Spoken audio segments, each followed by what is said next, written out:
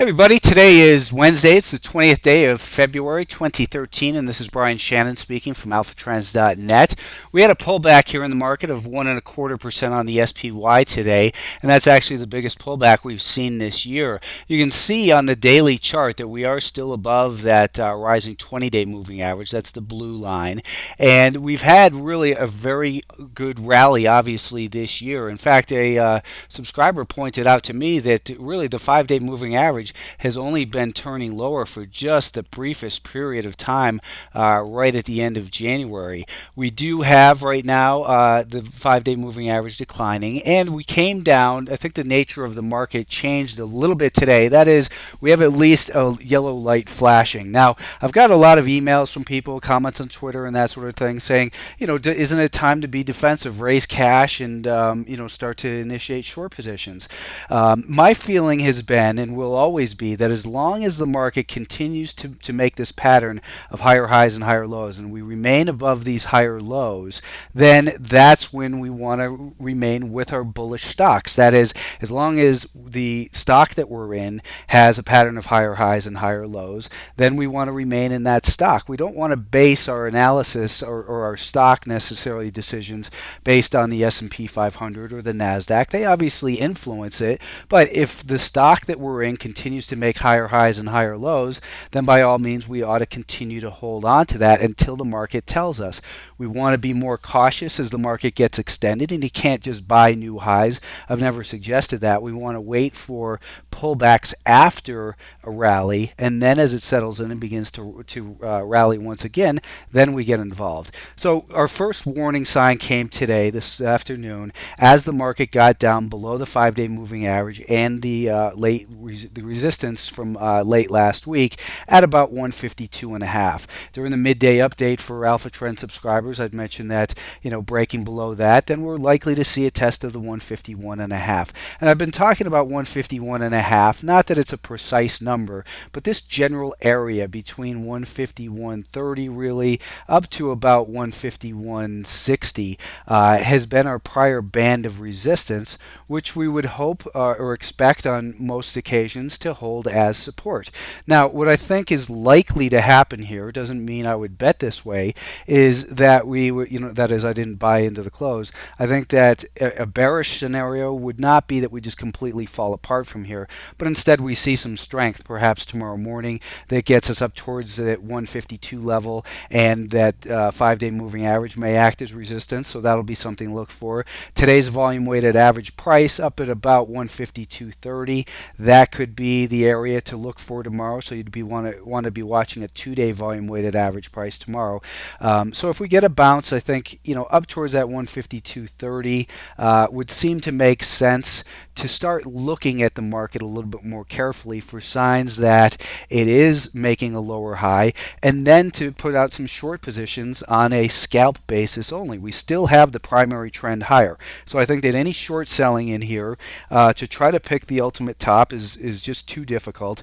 But short sale opportunities are obviously something you can make money from, but you have to be extremely disciplined, and I think only for day trades when the primary trend is higher. The problem with trying to look longer term than that is the sum of the rallies always exceeds the sum of the gains in an uptrend, and we are still in an uptrend.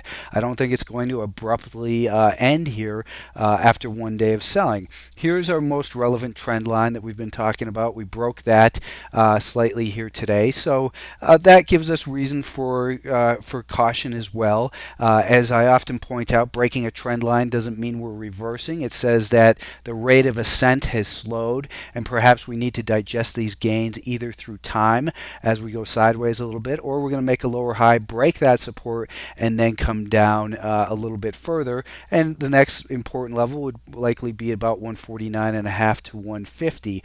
We'll want to keep an eye on important moving averages, such as the 20-day moving average, currently at 151, 151.05, and we want to look at prior levels of consolidation. So right now, the market, I would say, flashed a big yellow caution sign. It doesn't mean it's the end of the rally, but it sure says that we've expended a lot of energy getting up to where we are, and we've been riding a great trend here with these higher highs and holding steadfastly bullish as we have the pattern of higher lows. So we want to just become a little bit more cautious because the selling seemed a little bit more panicky, and we're looking for it now a bounce a little bit and then perhaps some weakness. It was discouraging action in the Qs in the Nasdaq 100. We've been talking about this prior band of resistance right in here holding a support, and that's basically from about 67.50 up to $67.80. Well, as you see, we broke down below that. Now, if that level becomes resistance again, I think that a test of the 50-day moving average right now down in the Qs at 66.59, that would make sense here in the near term. And then, of course, we've got the support from this year at about 66.15. So we're back into the into this range that we had seen throughout the first month of this year and the first couple weeks. And now it's time to just get very cautious once again. It's you've got to move according to what the market tells you, not what you want to believe, and you listen to it objectively. The Russell 2000 has had a phenomenal run here, and it's led the way higher. Today we saw it pull back 1.8%. We had seen on the 10-minute chart a couple levels that we were watching was 92. We wanted to see that hold as support and thought that if 92 broke, then it was likely we would see a test of 91.5, as that was prior resistance and also support. I did not expect us to continue further than that, but here we are now down at about this, these prior highs in here. So this 90.80 to 91, we're going to need to see the market get back above that to recover. I think it's likely that we get a rally, maybe up to 91.5, and then continue a little bit lower, perhaps even down towards about $90.35 to 40 cents in the Russell 2000. So the main theme for tomorrow is I think we see some strength in the morning, and then I would I think the higher likelihood is strength in the morning and then some weakness, or maybe it turns around completely. I don't think it will, but we have to remain open-minded always and realize that the market doesn't care about our opinion.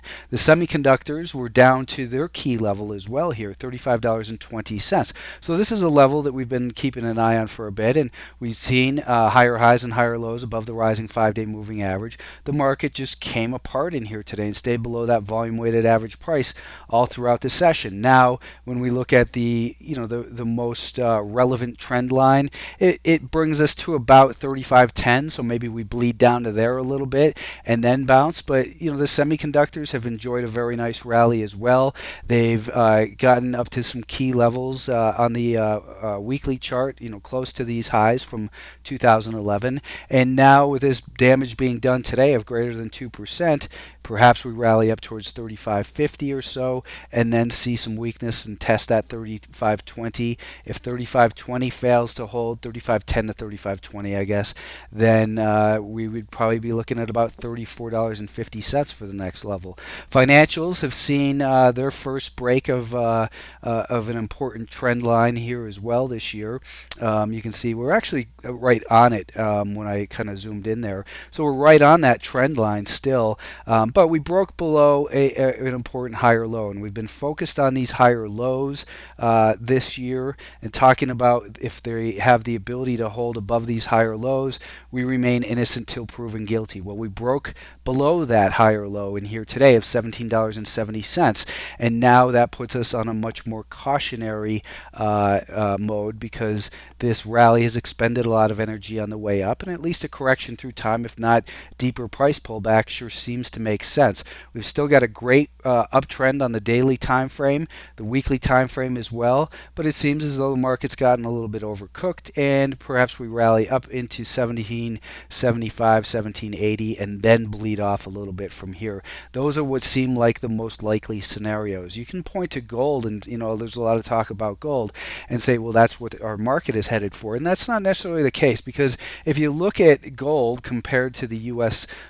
Indexes, gold has been in a downtrend, trapped below the declining 50-day moving average since November of last year, and now it's just getting that kind of little waterfall decline down to a bigger level of potential support. So you can't trade equities based on what gold is doing. There are sometimes some relationships you can read into, but if you're trading the cues, you should be basing your your decisions based on what the cues do.